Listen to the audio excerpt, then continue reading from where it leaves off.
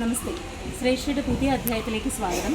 മംഗലാപുരത്തിനടുത്തുള്ള പഞ്ചലിംഗേശ്വര ക്ഷേത്രത്തിലേക്കാണ് ഇന്ന് ഞങ്ങൾ വന്നിരിക്കുന്നത്. മംഗലാപുരത്ത് നിന്നും ഏകദേശം 40 കിലോമീറ്റർ ദൂരെ വിട്ടള എന്ന സ്ഥലത്താണ് ഈ ക്ഷേത്രം സ്ഥിതി ചെയ്യുന്നത്.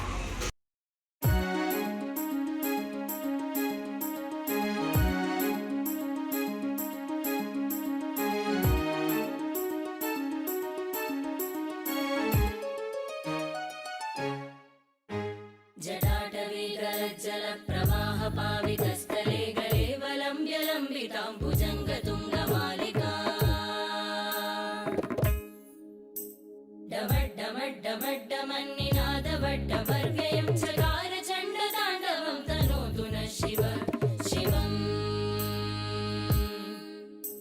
जटाटवीगलज्जलप्रवाहपावितस्थले गलेवलम्ब्यलम्बितां भुजङ्गतुङ्गमालिका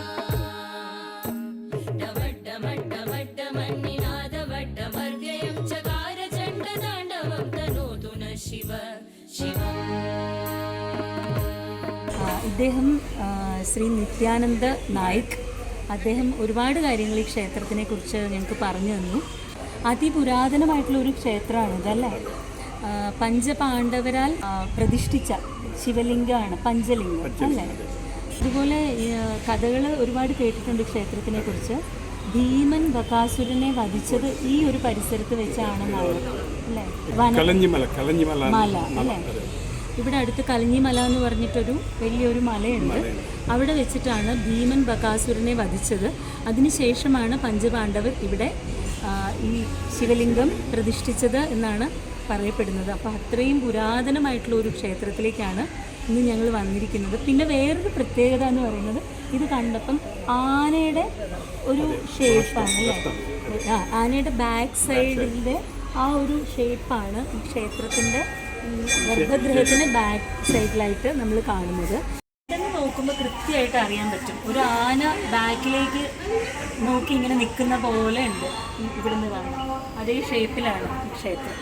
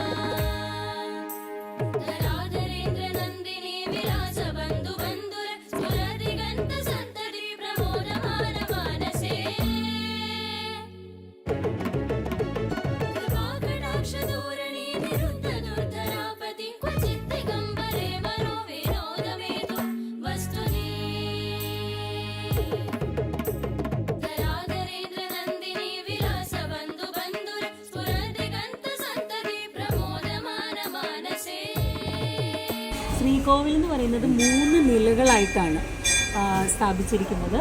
വലിയൊരു ക്ഷേത്രമാണ്. ചുറ്റമ്പലമുണ്ട്, അതുപോലെ തന്നെ വലിയൊരു കൊടിമരമുണ്ട്. പിന്നെ ഒരു പ്രത്യേകത ഇദ്ദേഹം പറഞ്ഞത്, ഇവിടുത്തെ ഈ ഒരു കിണറ്റിൽ നിന്നും എല്ലാ ദിവസവും 108 കലശങ്ങളിൽ അല്ല 108 കലശങ്ങളിൽ ഇവിടുത്തെ ശിവലിംഗത്തിന് അഭിഷേകം ചെയ്യുമെന്നാണ് ഇദ്ദേഹം പറഞ്ഞത്. ഒരുപാട് കാര്യങ്ങൾ പറഞ്ഞു തന്നു. താങ്ക് യു സോ മച്ച് കേട്ടോ. ഇത്രയും നല്ല ഒരു ക്ഷേത്രത്തിലേക്ക് ഞങ്ങളെ ഇവിടെ കൊണ്ടുവന്നതിനും ഇതിൻ്റെ ചരിത്രമൊക്കെ അറിയാൻ സാധിക്കുന്നത് വലിയൊരു ഭാഗ്യമാണ്. ഇപ്പോഴും ഈ ക്ഷേത്രം ഇവിടുത്തെ രാജവംശത്തിൻ്റെ കീഴിലാണെന്നാണല്ലേ അവരുടെ. ഓക്കെ, നമ്മുടെ തിരുവിതാംകൂർ രാജവംശം പോലെ തന്നെ ഇവിടുത്തെ രാജവംശത്തിൻ്റെ കീഴിലാണ് ഈ ക്ഷേത്രം. ബെള്ളാൽ അവരുടെ രാജവംശത്തിൻ്റെ കീഴിലാണ് ഈ ക്ഷേത്രം ഉള്ളത്. അതുപോലെ വേറൊരു പ്രത്യേകത ഈ ക്ഷേത്രത്തിനെ കുറിച്ച് ഇദ്ദേഹം പറഞ്ഞത് എന്താണെന്ന് വെച്ചാൽ, ഈ ക്ഷേത്രം രണ്ടാമതായിട്ട് റിനോവേറ്റ് ചെയ്തപ്പം അടിയിൽ കുഴിച്ചിട്ടാണല്ലോ, അപ്പം വെള്ളം കണ്ടു അല്ലേ. ഒരുപാട് വെള്ളത്തിൻ്റെ ഒരു സ്രോതസ്സ് അവിടെ ഉണ്ടായിരുന്നു. പക്ഷെ പ്രശ്നം വെച്ചപ്പം അതങ്ങനെ വേണം എന്നാണ് പറഞ്ഞത്. നമുക്കറിയാം, ഇതിനു മുമ്പുള്ള പല ശിവക്ഷേത്രങ്ങളിലും ശിവൻ എങ്ങോട്ടാണോ നോക്കിയിരിക്കുന്നത് അതിൻ്റെ ഓപ്പോസിറ്റായിട്ട് ഒരു കുളം ഉണ്ടാവും എപ്പോഴും അല്ലേ. അതെന്താണെന്ന് വെച്ചാൽ ശിവൻ്റെ കോപം ശമിപ്പിക്കുന്നതിന് വേണ്ടി. ക്ഷിപ്രകോപിയാണല്ലോ ശിവൻ. അപ്പോൾ ഇവിടെയും അതുപോലെ ആയിരിക്കാം അല്ലേ. അവർ പറഞ്ഞു ഇത് ആപ്റ്റായിട്ടുള്ള പ്ലേസ് ആണ്, പ്രതിഷ്ഠിക്കാനുള്ള സ്ഥലം കറക്റ്റാണ്. കാരണം അല്ലേ, ആ ശിവൻ്റെ ആ ഒരു കോപം ശമിപ്പിക്കാൻ, ശിവൻ ശാന്തനായിട്ടിരിക്കാൻ ഇവിടെ തന്നെ വെക്കണം എന്ന് പറഞ്ഞത്രേ. ആ ഒരു പ്രത്യേകതയും കൂടെ ഈ ക്ഷേത്രത്തിനെ കുറിച്ച് ഇത്രയും പറഞ്ഞു. ടിപ്പിക്കൽ കർണാടക സ്റ്റൈൽ ആർക്കിടെക്ചറിൽ തന്നെയാണ് ഈ ഒരു ക്ഷേത്രം പണി കഴിപ്പിച്ചിരിക്കുന്നത്. അതേപോലെ തന്നെ ഓരോ ഉപക്ഷേത്രങ്ങൾക്കും അതിൻ്റേതായിട്ടുള്ള ഒരു യുണീക്കായിട്ടുള്ള ഒരു ഭംഗിയുണ്ട്. കണ്ടോ, എല്ലാം ചില ഉപക്ഷേത്രങ്ങളൊക്കെ 2 നിലയുണ്ട്. എല്ലാം ഇങ്ങനെ ഓട് വെച്ചിട്ട് നല്ല നല്ല ഭംഗിയായിട്ടാണ് ചെയ്തിരിക്കുന്നത്.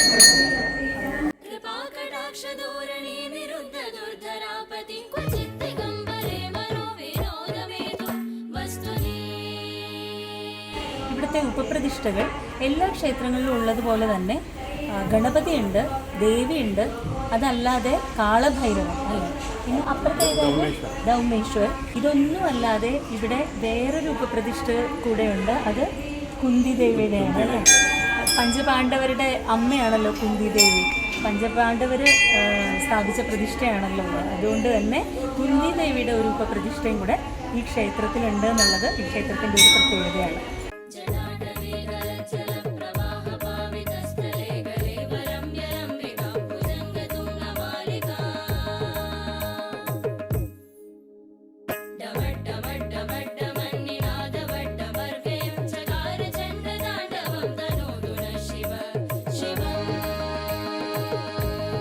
കൊടിമരത്തിൽ ഒരു പ്രത്യേകത ഞാൻ കണ്ടു ഇവിടെ വന്നപ്പോൾ. കൊടിമരത്തിൻ്റെ ഏറ്റവും താഴെയായിട്ട് ഒരുപാട് തേങ്ങ, നാളികേരവും അടക്കിയും ഒക്കെ കെട്ടി വെച്ചിട്ടുണ്ട്. അതെന്താണ്?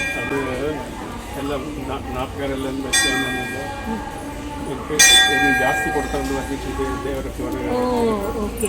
അവരുടെ ഐശ്വര്യം കൂടാൻ വേണ്ടിയിട്ട്, അതായത് അവർക്ക് എന്താണോ അവരുടെ വീട്ടിലുള്ളത്,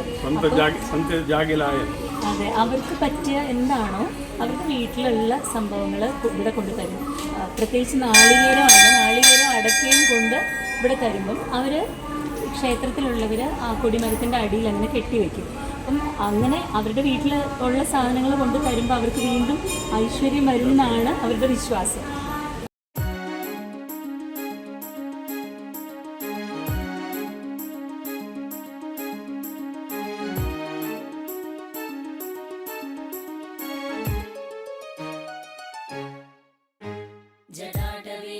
जलप्रवाहपावितस्थले गलेवलम्ब्य लम्बितां भुजङ्गतुङ्गमालिका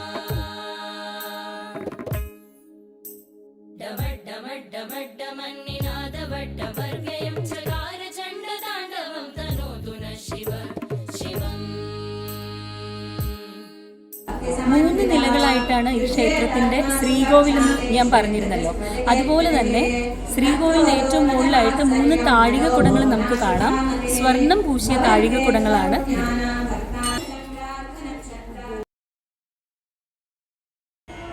ശംഭോ മഹാദേവ ശരണാഗത ജനരക്ഷക ശംഭോ മഹാദേവ ശരണാഗത ജനരക്ഷക അംബോരുഹലോചന പാദാംബുജഭക്തിം ദേഹി അംബോരുഹലോചന പാദാംബുജഭക്തിം ദേഹി ശംഭോ മഹാദേവ ശംഭോ മഹാദേവ ശങ്കര ഗിരിജാരമണ ശംഭോ മഹാദേവ. ശ്രേഷ്ഠ അധ്യായങ്ങളിലൂടെ എത്ര ക്ഷേത്രങ്ങളാണ് നമ്മൾ കണ്ടുവരുന്നത് അല്ലേ. അപ്പോൾ ഇതൊരു നിമിത്തമാണ് ഇങ്ങനെ ഒരു ക്ഷേത്രത്തിൽ വരാൻ സാധിച്ചത്. കർണാടകയിലെ ഒരു ക്ഷേത്രം, നമ്മൾ തമിഴ്നാട്ടിലെ ഒരുപാട് ക്ഷേത്രങ്ങൾ ശ്രേഷ്ഠയിലൂടെ കാണിച്ചു. അതുപോലെ തന്നെ കേരളത്തിലെ ക്ഷേത്രങ്ങൾ, ഓഫ് കോഴ്സ് നമ്മൾ കേരളത്തിൽ നിന്നായതുകൊണ്ട് കേരളത്തിലെ ഒരുപാട് ക്ഷേത്രങ്ങൾ നമ്മൾ പരിചയപ്പെടുത്തി. കർണാടകയിൽ വളരെ കുറച്ച് ക്ഷേത്രങ്ങളാണ് ഇതുവരെയായിട്ട് ശ്രേഷ്ഠയിലൂടെ നിങ്ങൾ കണ്ടിട്ടുള്ളൂ. ഇനിയും ഇതുപോലെ ഒരുപാട് ക്ഷേത്രങ്ങളിൽ നമുക്ക് സഞ്ചരിക്കാം. മറ്റൊരു ശ്രേഷ്ഠ അധ്യായത്തിൽ വീണ്ടും കാണാം. നമസ്തേ.